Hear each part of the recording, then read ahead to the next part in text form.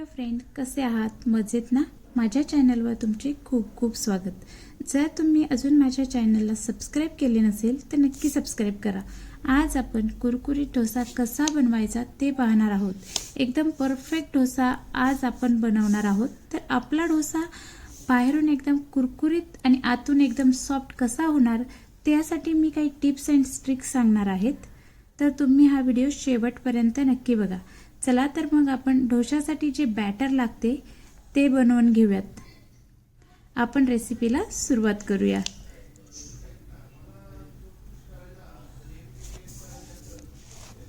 तर इथे मी 2 वाटी तांदूळ घेतले आहे आणि 1 वाटी उडीद डाळ. तर इथे तुम्ही मेथी दाण्याचे 2 ते 3 टेबलस्पून ॲड करू शकता. तर आपण सर्वात आधी तांदूळ स्वच्छ धुवून घेणार आहोत. 3 ते 4 वेळा व्यवस्थित धुवून घ्यायचे आहे. तांदूळ आपण स्वच्छ धुवून झाल्यानंतर त्यात आपण पाणी घालून ठेवणार आहोत. त्यानंतर आपण उडीद डाळही स्वच्छ धुवून घेणार आहोत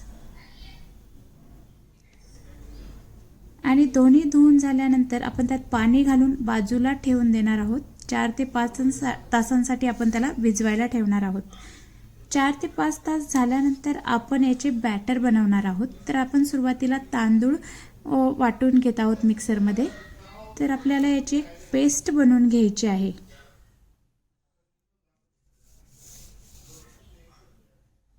तर सगळे वाटण आपण वाटून घेणार आहोत. आधी आपण तांदूळ वाटणार आहोत, त्यानंतर आपण उडीद डाळ वाटून घेणार आहोत आणि एका भांड्यामध्ये आपण हे मिक्स करून 10 ते 12 तासांसाठी फर्मेंट करण्यासाठी ठेवून देणार आहोत. या ठिकाणी तुम्ही यामध्ये थोडेसे पोहे 3 ते 4 टेबलस्पून ॲड केले तरीही चालेल. त्याने आपल्या डोश्याला छान असा कलर येतो. तर आपण थोडे थोडे करून हे वाटून घेणार आहोत. तांदूळ आपले वाटून झाले आहेत. आता आपण उडीद डाळ वाटून घेणार आहोत आणि आपल्याला हे 10 ते 12 तासांसाठी फर्मेंटेशनला ठेवायचे आहे.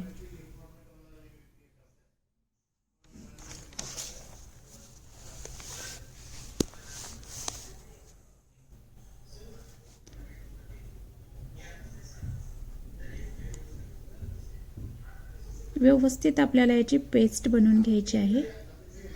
तर आता आपली उडीद डाळही वाटून झालेली आहे. तर आपण हे मिक्स करून 10 ते 12 तासांसाठी फर्मेंटेशनसाठी ठेवून देणार आहोत. तर या ठिकाणी हे डोसा पीठ आपले 10 ते 12 तास चांगले फर्मेंट करून घेतले आहेत. तुम्ही बघू शकता व्यवस्थित असे फर्मेंट झाले आहे ते. तर आता आपले बॅटर रेडी आहे. तर आपण डोशासाठी बटाट्याची चटणी लागते ती बनवून घेऊया. तर इथे मी 5 उकडलेले बटाटे घेतले आहेत. बारीक चिरलेली कोथिंबीर, कढीपत्ता, बारीक चिरलेला कांदा, मोहरी, हिरवी मिरची, लसूण पाकळ्या, हळद, जिरे आणि आलं लसूण पेस्ट. तर आपण उकडलेले जे बटाटे आहेत ते कट करून घेणार आहोत. तुम्ही बटाटे मॅश करून घेतले तरीही चालेल. त्यानंतर आपण चटणीसाठी जे वाटण लागणार आहे ते बनवून घेऊयात. त्यासाठी मी हिरव्या मिरच्या आणि लसूण याचे वाटण बनवले आहे. तर आपले हे वाटणही रेडी आहे.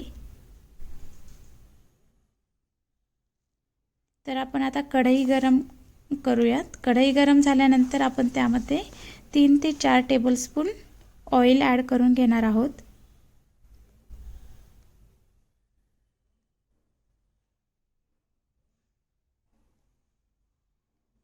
त्यानंतर याला फोडणीसाठी आपण पहिल्यांदा कांदा परतून घेणार आहोत.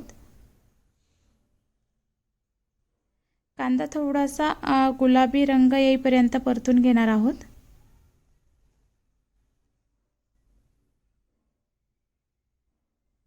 तर आता आपला हा कांदा परतून झाला आहे. तर आपण आता फोडणीसाठी याला मोहरी, जिरे आणि कढीपत्ता ॲड करणार आहोत. तर यामध्ये आपण थोडंसं ऑइल ॲड करून घेऊयात.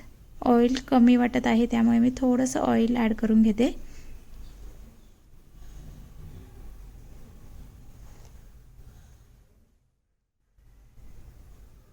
तेल गरम झाले आहे तर त्यामध्ये मी मोहरी,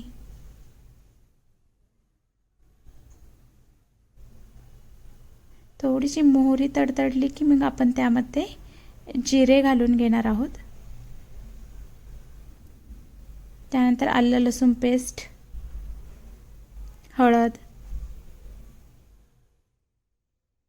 आणि 10 ते 12 कढीपत्त्याची पानं. तर व्यवस्थित हे परतल्यानंतर आपण हे व्यवस्थित सगळं कांद्यामध्ये मिक्स करून घेणार आहोत.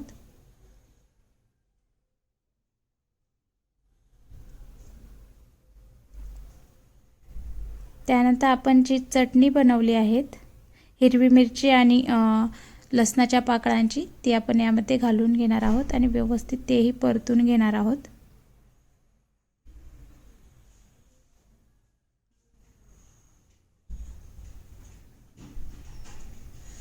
हे व्यवस्थित परतून झालं आहे. तर आपण यामध्ये कट केलेले जे बटाटे आहेत ते आपण यामध्ये ॲड करून घेणार आहोत आणि व्यवस्थित ही चटणी मिक्स करून घेणार आहोत.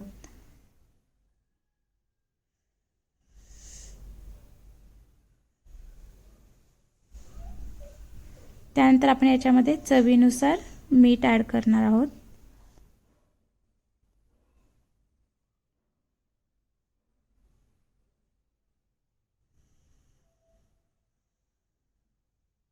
यावरती आपण बारीक चिरलेली जी कोथिंबीर आहे ती स्प्रिंकल करून घेणार आहोत.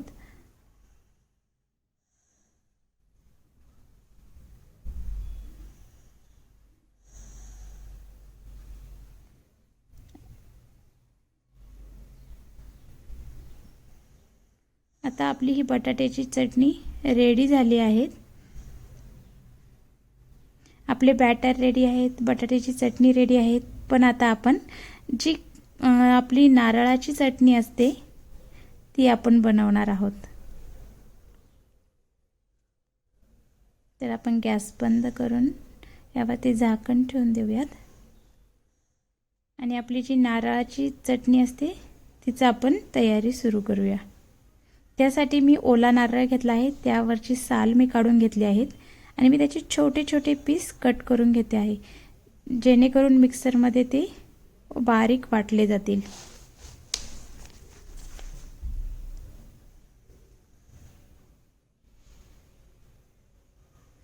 तर इथं आपण नारळामध्ये आपण हे जे डाळव आहेत ते वाटून घेणार आहोत. 2 हिरव्या मिरच्या, 5 ते 6 काजू आणि थोडेसे जिरे हे आपण वाटून घेणार आहोत आणि हे फोडणीसाठी यूज करणार आहोत. तर इथे मी फोडणीसाठी लाल मिरची, मोहरी, उडीद डाळ, डाळव आणि 5 ते 6 कढीपत्त्याची पानं हे फोडणीसाठी आपण यूज करणार आहोत.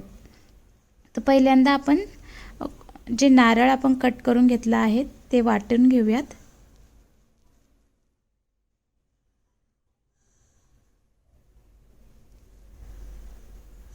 जर तुमच्याकडे ही डाळ नसेल तर तुम्ही थोडंसं आपली जी हरभऱ्याची डाळ असतात ती थोडीसं भाजून घेतली तरीही चालेल. त्यामध्ये आपण थोडंसं पाणी ॲड करणार आहोत आणि वाटून घेणार आहोत. तर आपली ही चटणी रेडी आहे. तर आता आपण यावरती जो तडका आपण लावतो, फोडणी आपण यावरती जी टाकतो ती तयार करूया. तर फोडणीसाठी मी 1 टेबलस्पून ऑइल घेत आहे.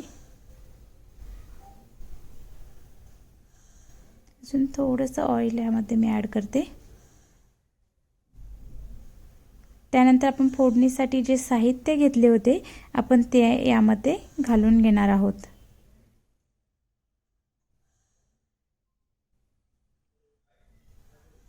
फोडणी छान तडतडल्यानंतर आपण ही फोडणी ह्या चटणीवरती घालून घेणार आहोत.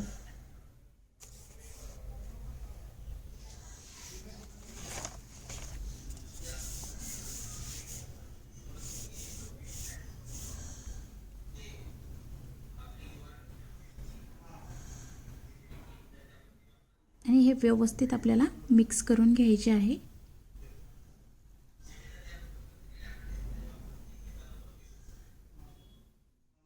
त्यानंतर आपण यामध्ये चवीनुसार मीठ घालून घेणार आहोत.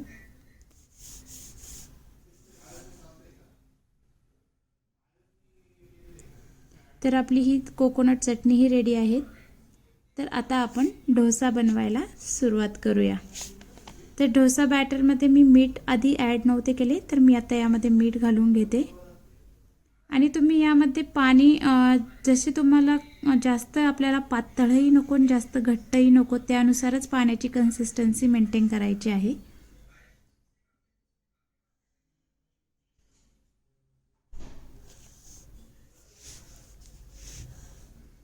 तर हे पाणी व्यवस्थित मिक्स करून आपण घेणार आहोत.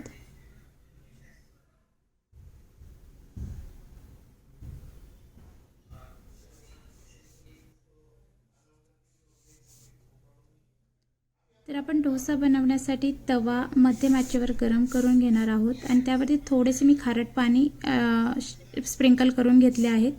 त्यानंतर आपण डोस्याचे बॅटर मधोमध घालून स्प्रेड करून घेऊयात आणि मंद आचेवर मस्त असा खरपूस सोनेरी रंग येईपर्यंत आपण हा डोसा भाजून घेणार आहोत. तर जर तुमचा डोसा इथे चिटकत असेल ना पॅनला, तर तुम्ही पॅनला थोडंसं ऑइल लावून घेऊ शकता. ऑइल लावून नंतर तुम्ही त्यावरती डोसा बनवा, तुमचा डोसा पॅनला चिटकणार नाही. तर खूप छान असा सोनेरी रंग आपल्या डोशाला आला आहे.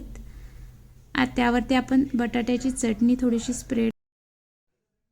चटणी आपण त्यावरती ॲड करून घेणार आहोत. छान असा कुरकुरीत आपला हा डोसा तयार झालेला आहे. तर आपण याला एका सर्विंग प्लेटवरती सर्व करूया आणि याबरोबर आपण जी कोकोनट चटणी घेतली आहे तीही सर्व करणार आहोत.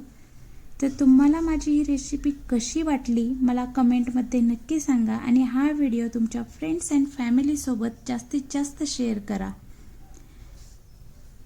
आणि अजून जर तुम्ही माझ्या चॅनलला सबस्क्राईब केले नसेल, सबस्क्राईब करा. चला तर मग पुन्हा भेटूया अशाच नवीन रेसिपीसोबत. तोपर्यंत मस्त राहा, खात राहा. धन्यवाद.